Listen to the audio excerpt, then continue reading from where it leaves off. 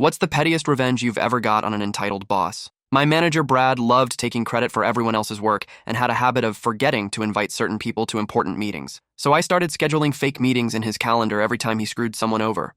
Brad was the worst kind of middle manager, stealing ideas, playing favorites, and making our lives miserable while kissing up to his superiors. He'd regularly exclude people from meetings just to make them look bad, then act innocent about it.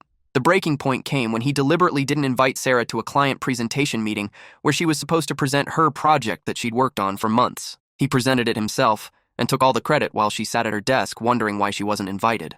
That's when I discovered Brad had given me admin access to his calendar by mistake when setting up a shared project folder. He was too tech illiterate to realize what he'd done and trusted me to fix his computer problems. I started small.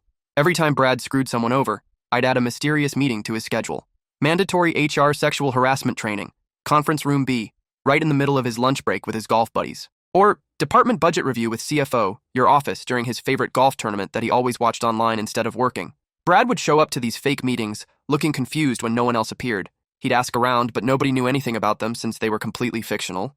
The beauty was that Brad was too embarrassed to admit he didn't remember scheduling these meetings, so he'd just pretend he knew what was happening and wait awkwardly in empty conference rooms. My masterpiece came when Brad stole credit for my cost-saving analysis during a board meeting with the executives. That afternoon, I scheduled Emergency Performance Review, CEO office, for the next morning at 7 a.m. sharp.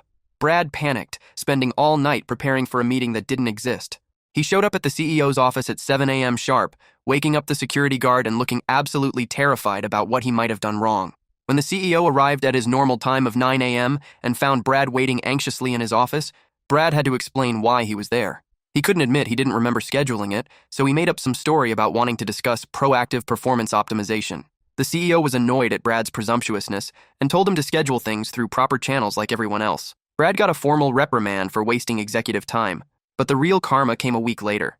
I'd scheduled one final meeting, departmental restructuring discussion, HR director's office. Brad assumed he was getting promoted to a bigger department.